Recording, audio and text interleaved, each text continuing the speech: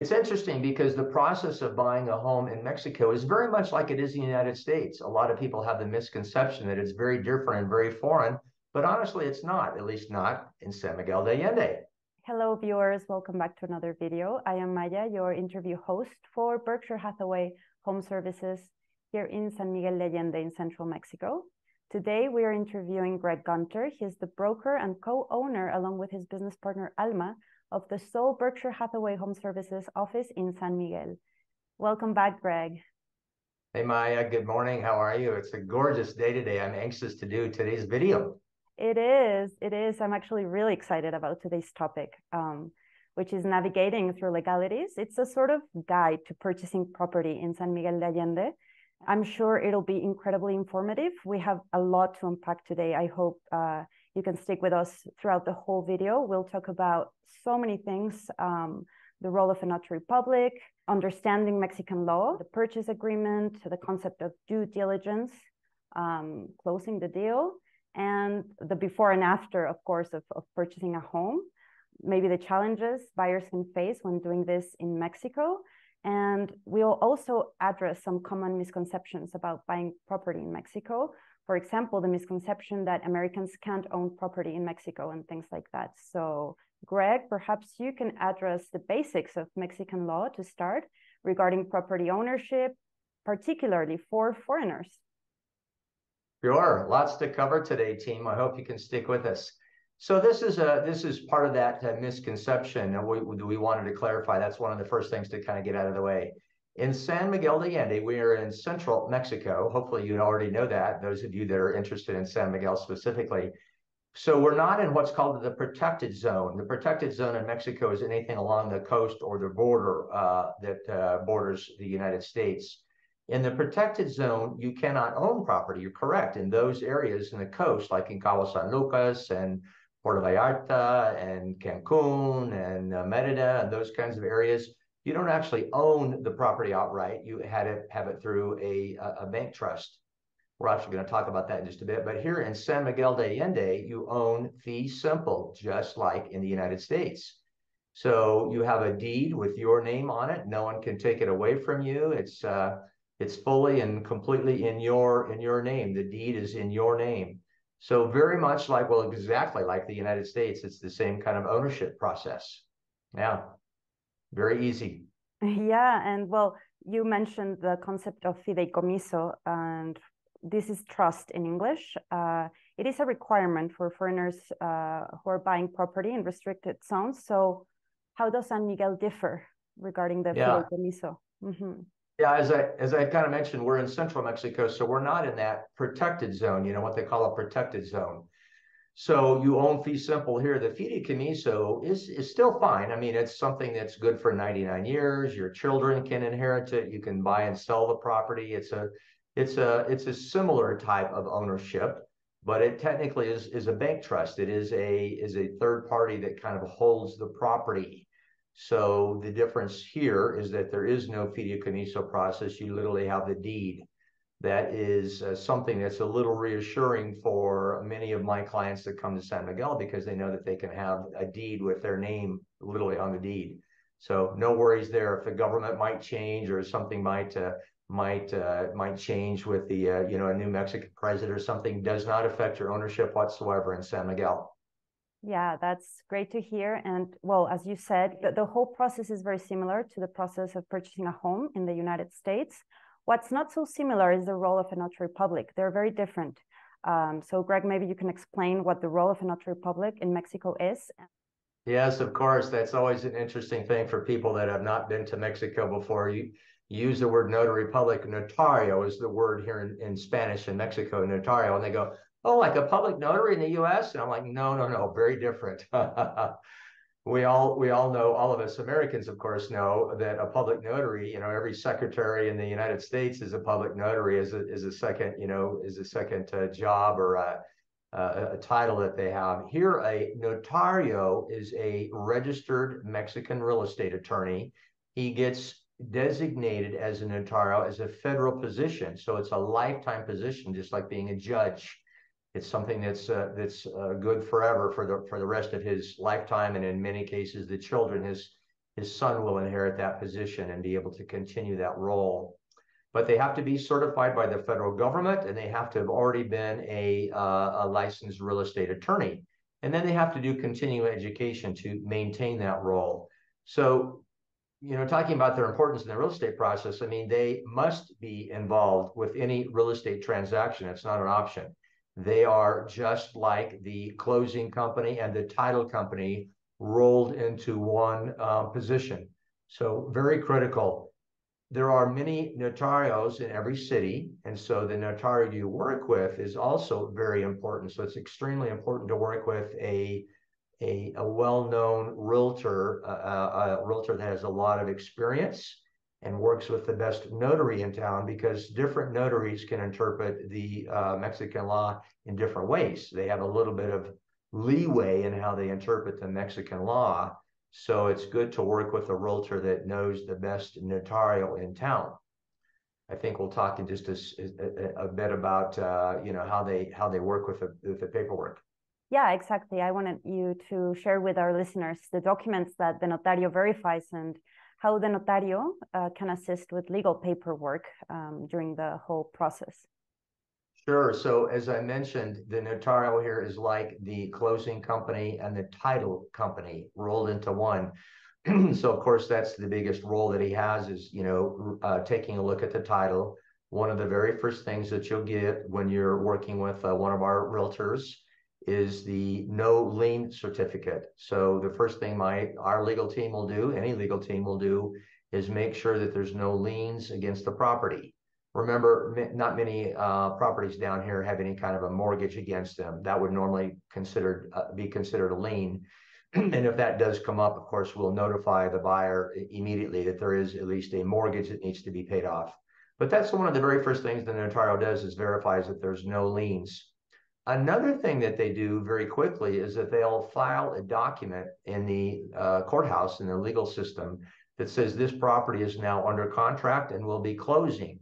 And that prevents any seller or any vendor that might work with the seller from then posting a lien against the property after the property's already gone under contract. So there's a number of those kinds of legal documents that your realtor and the legal team and the notario, all working together as a big team, will be filing all the paperwork there on your behalf, as the buyer. They will continue then to move forward on getting your SRE permits. That's a permit to own property as a foreigner in Mexico. They will work with you on any other legal documentation. The notario and the legal team will work with you on any other legal documentation, like perhaps a power of attorney. In Mexico, it's called a poder in Spanish. That power of attorney, I will typically name one of the attorneys on the legal team that's working with the notario as the power of attorney. They can then sign legal documents that usually require a wet signature. For instance, like the SRE permit, that requires a wet signature. The final closing requires an actual physical person. The buyer must be present at the closing or their power of attorney. So in many cases, if my buyers can't physically attend the closing, they can't come down for another month or a couple of months sometimes, then we will name one of the legal team to become their power of attorney, and they can sign for the buyer at the closing so that the buyer doesn't physically have to be there. Anyway, all of that falls under the umbrella of the notario. So that notario role is critically important to the entire process. Yeah, a big role. Yes, very, very important. And what about the actual purchase agreement, Greg? Let's learn more about the importance of a purchase agreement and what it should include now that we're talking about documents, right? Certainly, of course. Now, an original offer, offer to purchase is very much like it is in the United States. In fact, we're an American franchise, and so we work with boilerplate language that's coming from the United States that's just been modified to reflect Mexican law. But again, it's based on American boilerplate. So it's going to be language that you're very familiar with. A purchase agreement, you're going to want to be aware of certain things, though, that might vary a little bit down here. So things like, is the furniture included or not? Is there any kind of artwork included? What kind of appliances might be included? Those types of things. The period of closing is different, obviously, than it is in the United States as well. It tends to be a little shorter here. So you'll always want to have a closing date that's put in there. Typically, it's about 30 days in Mexico, normally because there's not a loan. I've been a realtor here for 12 years, and I've only done 2 deals. Of several hundred homes that I've closed, I've only done 2 deals with loans on them. So loans are very rare here. Loans will typically slow down the process if you do need a mortgage in Mexico. But, again, 99.8% of our clients don't use a loan. So it's typically a 30-day closing process. That will be named when you're working with one of us or our realtors on our team. We will always name the legal team that will work and the notarial that you'll be working with that represents you. That's very important to put that into the purchase agreement as well. Okay. Now, one of the interesting things about a purchase agreement here is it's just based on initial street address. After we get dual signatures on that purchase agreement, we then go to what's called a promesa de compraventa in Spanish. And that's just a more formalized version of that offer to purchase. But in that promesa de compraventa, we put the legal metes and bounds of the property. This is an interesting point about Mexico. I used to live at a street address that there were 2 of them in the city. So a lot of my friends that would come, or I actually had a rental back at the time, and people would try to show up at my rental address, and in fact they'd show up at the wrong address that was a block down. So the reason the promesa de compraventa has that metes and bounds legal description that comes from the deed from the seller is to make sure that you're getting the right property. Sometimes there's 2 property addresses that might be duplicated. So that promesa de compraventa will also include things like the legal documentation for the owners, the sellers and the buyers as well, passport numbers, full legal names, things like that. So it's kind of a 2-part process: the original offer to purchase, which is bilingual, by the way, and then the promesa de compraventa, which is also bilingual but has more legal information. Yeah, and I'm sure there is like a whole process of negotiation and agreeing on terms. So why don't you walk us through this process? Sure. It's very much like in the United States again, where, here's a big difference though, listeners. A lot of my buyers, especially that are coming from the coast, they'll say, well, no, where I come from, there's the asking price, and then you have to bid above that. Does it work that way in San Miguel? I'm like, oh no, it's just the opposite in San Miguel. We have an asking price, and then of course you're typically negotiating down from that. Even during the height of post-COVID, the market was really hot. We only had above asking price negotiations on probably 3 or 4 deals throughout the entire city. It's very rare that you get into a bidding war where you have to bid above asking price. So you're negotiating back and forth on the not only on the price, but sometimes on the length of the closing period. In some cases, the buyer might be anxious to get moved in right away and they want a 30-day closing, but the seller goes, oh gosh, I've been living here for 20 years. I need more time to pack and get moved out. I want a 90-day close. So we'll be going back and forth on a couple of things: furniture, what might be included in the furniture. Perhaps there's some art pieces that you like that you might want to add as negotiate a price on an art piece that's different or above and beyond the price of the home. So those are the kinds of things that typically get negotiated, and you'll go back and forth 2, maybe 3 times on that. Typically, we'll have that all ironed out, and we'll get dual signatures, though, by at least about the 3rd offer. So very similar to the United States, just a few more things that are included, like, furniture, art, those sorts of things that might vary a bit. Yeah. Yeah, great. So it's making sure both parties are happy with the deal, protected. Okay. And yeah, so thank you for answering that. Why don't we chat a bit about due diligence? Can you explain the concept of due diligence and why it's crucial when buying property in Mexico? Yeah, due diligence is a really difficult process in Mexico. In the United States, you can go down to the county clerk and recorder's office and look up all the old data on the property, how much it's sold for, or in the MLS, for instance. In Zillow and all those others, you'll find the history of the property, how many times it sold, what it sold for, all of that. Excuse me. None of that is available in Mexico, unfortunately. We have no county clerk and recorder's office. I mean, we do, but it's not open to the public. So only the notarial has access to those numbers. So when you're doing what we would call due diligence, in other words, kind of trying to find out the history of a property, and is it accurately priced? Is it priced to market? How long has it been on the market? it's critical to work with a realtor that has a vast experience in the local market. For instance, I've been doing real estate here for 12 years. Much of my team has been doing real estate for many years here as well.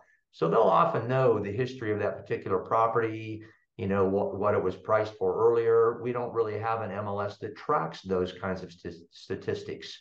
So it's critical to work with a realtor that has that kind of experience and can tell you a little bit more about the due diligence. So that's the key takeaway, I think, from this point, is that there is no traditional due diligence like you have in the United States. It really comes down to the relationship with your realtor. And that's why it's critical to work with a licensed realtor that has a long-term history in our local San Miguel de Allende market. Yes, of course. And what checks should be performed, including the title search, checking for liens, and ensuring there are no outstanding debts on the property? Yes, of course. Well, that's a little bit like we talked about a little earlier, that the notario will double check those.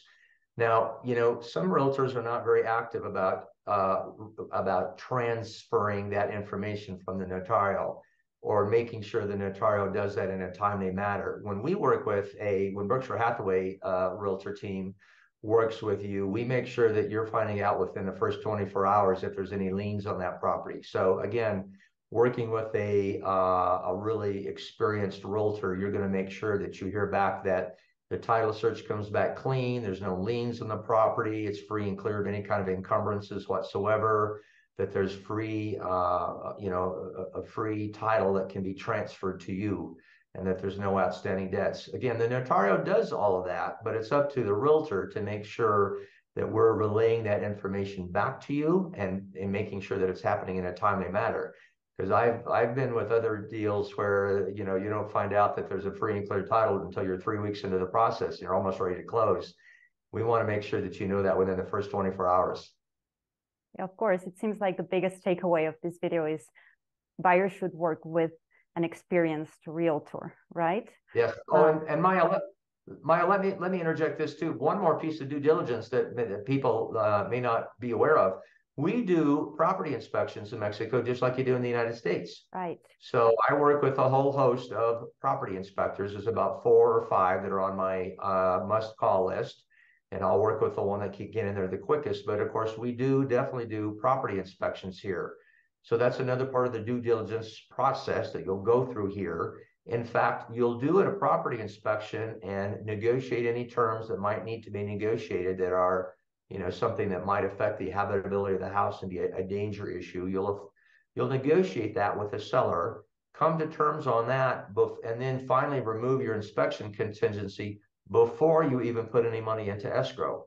So that's an important point to know as well when it comes to due diligence, is doing that property inspection and make sure you're getting a good property before you even put any kind of money whatsoever into the escrow account. Very important. Yes. So after the inspection, after everything, like the price has been agreed upon, we go to the heart of it, which would be closing the deal. So share with us the process of closing the deal, including the transfer of funds and the signing of deeds. Sure. So I just talked about how you're waiting until you have removed your inspection contingency. On our contracts, that's typically 10 business days. So you don't even have any money that goes into escrow until 2 weeks. 10 business days is 2 weeks after you've got a dual signed offer from the buyer and the seller. We use escrow down here in Mexico, or at least in San Miguel de Allende. There are other parts of Mexico that are not quite as diligent about using escrow, but in San Miguel de Allende, because we're very based on the North American style of doing real estate transactions, and so we definitely use escrow here. All the large firms here will use escrow. Now, Berkshire Hathaway Home Services is a bit unique from the standpoint that we use an escrow company that is licensed, insured, and bonded.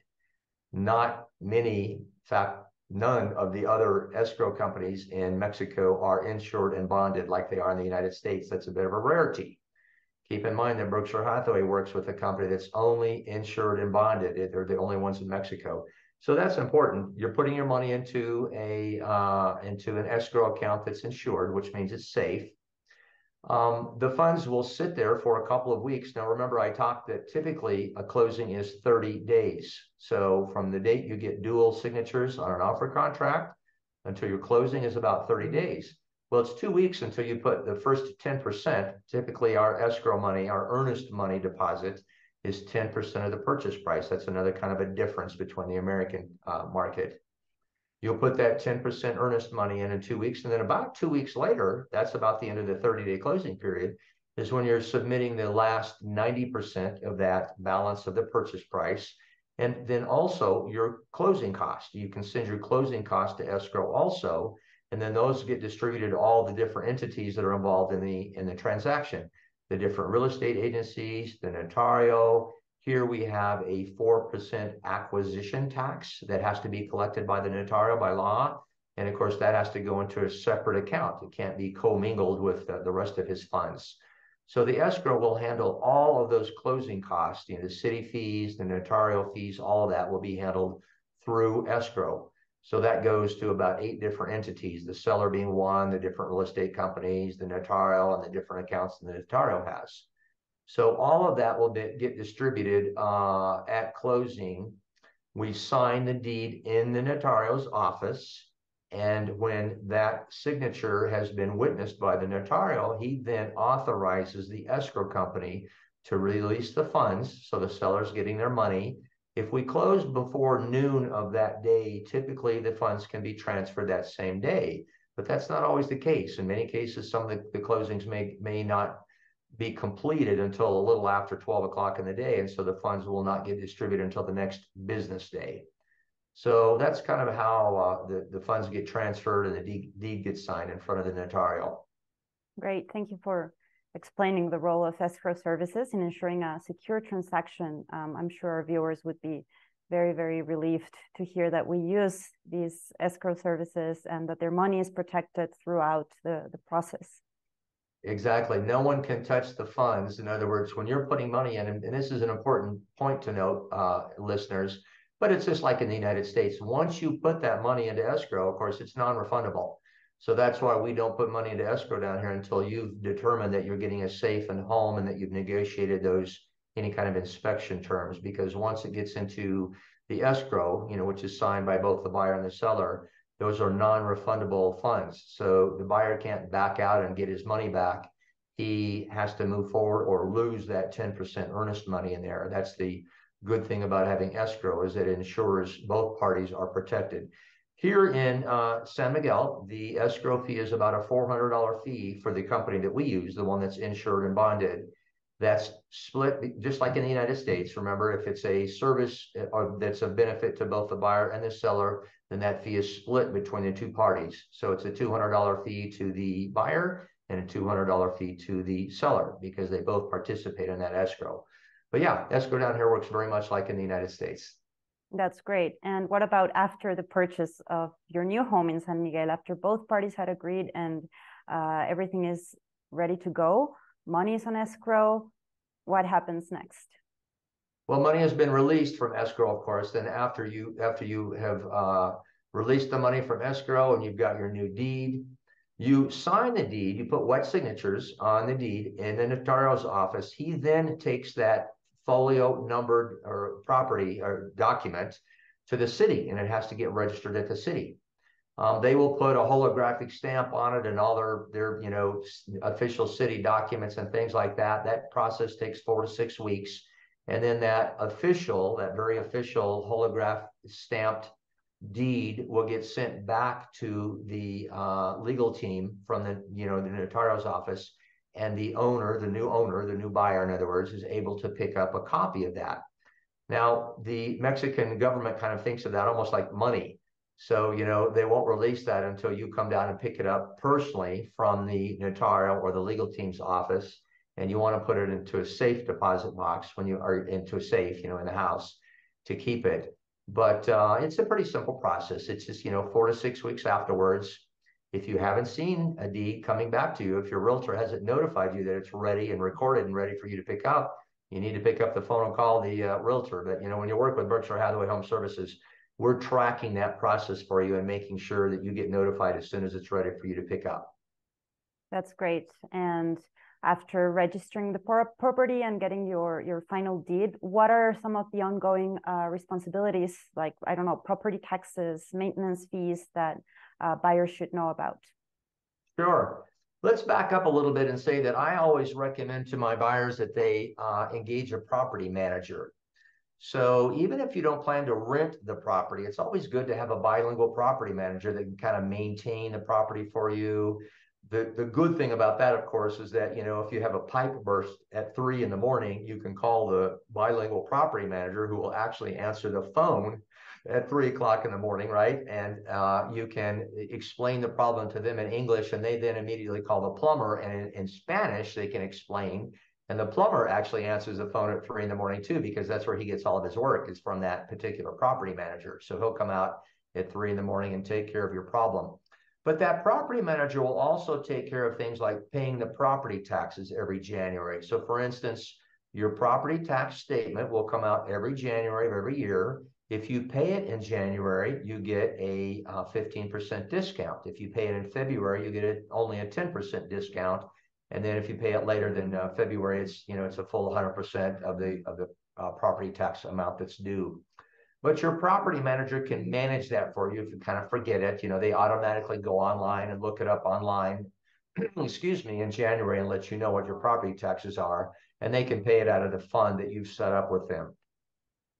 Maintenance can kind of be the same way. The property manager, a lot of people will set up either a co-signature bank account in one of the banks down here, or they'll just deposit funds into the property manager's account, you know, maybe like $1,000 or some nominal amount like that. And the property manager can then use that for any kind of maintenance work that needs to be done, perhaps paying the staff. If you like the property manager to pay the maid and the gardener directly, the property manager can do that. And then maybe when that account gets down to maybe $200, they'll contact the owner and just say, hey, okay, it's time to, you know, re-up your balance.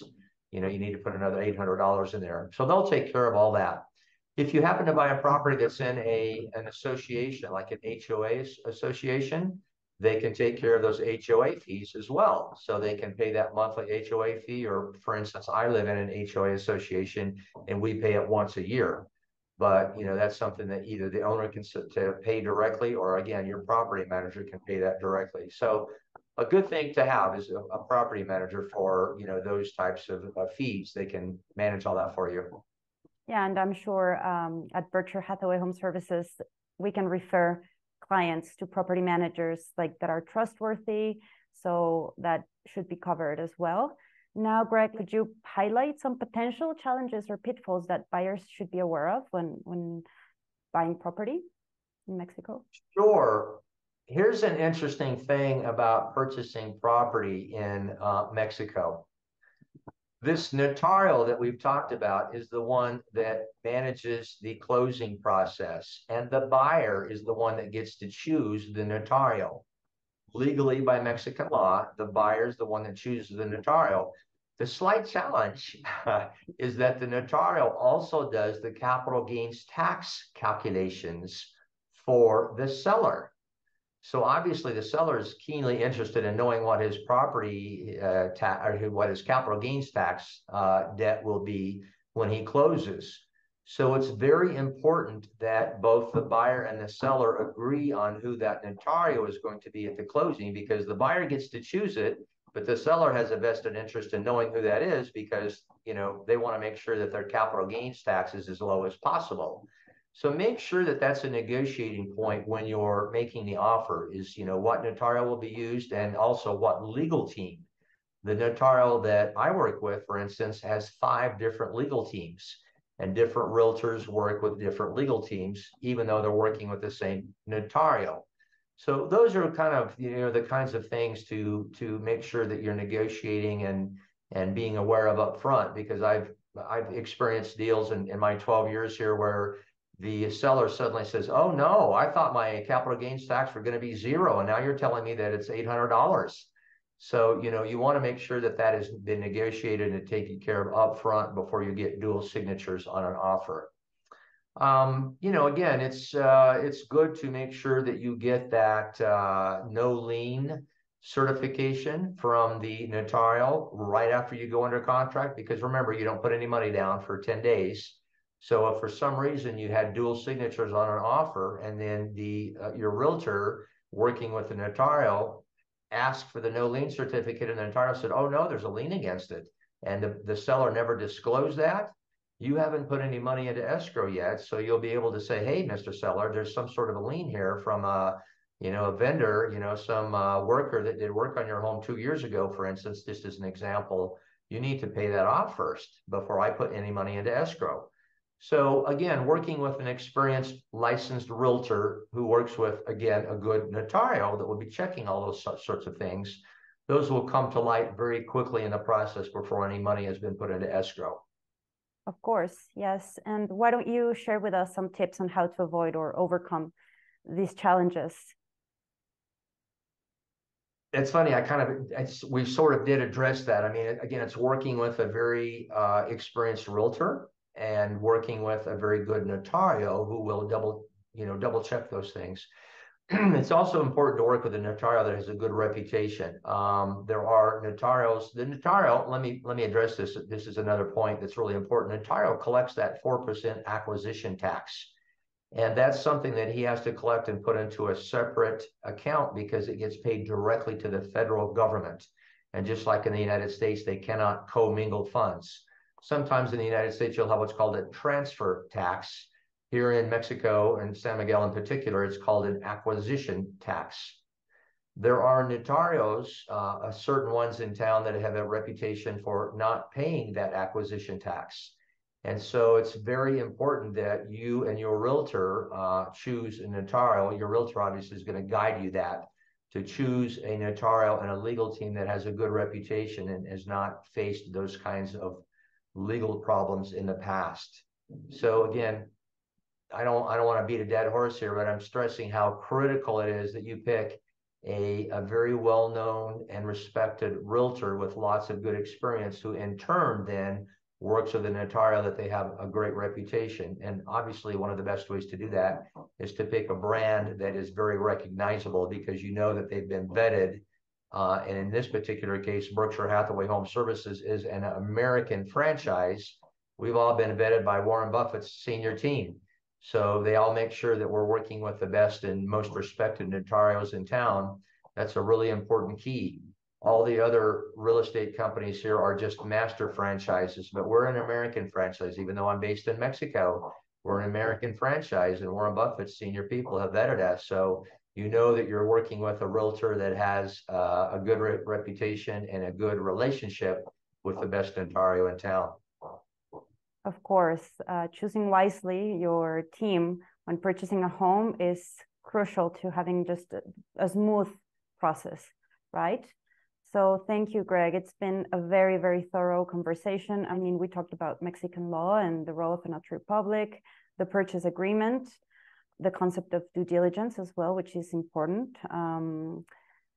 The closing the deal, which is the heart of it all, and what happens before and after purchasing a home in San Miguel de Allende. So thank you so much, Greg, for all this information. Basically, what we advise is to work with a licensed realtor with years of experience and a trustworthy company.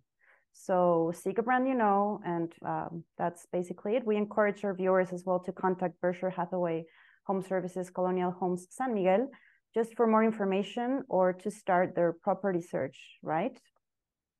Exactly, team. Stay with us for about 60 more seconds, or you'll see our contact information at the end of the video. You'll have an email, you'll have the website, you'll have a toll-free number that you can call. So please feel free to reach out and let us know if you have any other questions. We've covered lots of topics today. I mean, lots of information today and a broad topic. So it might be a lot to absorb, but feel free to reach out. We're happy to walk you through it in person, either on a phone call or a Zoom if you'd like. And we'll look forward to sharing more information with you again next week. Thanks, Maya. We'll see you soon. Thank you, Greg. See you soon. And well, if you like the video, please hit the like button and share maybe with someone who might find this information helpful. And subscribe to our channel for more real estate related content. We release videos like this on a weekly basis. Thank you so much, Greg. It's been a great conversation. Take care. Bye-bye, Maya. See you Bye, soon. viewers.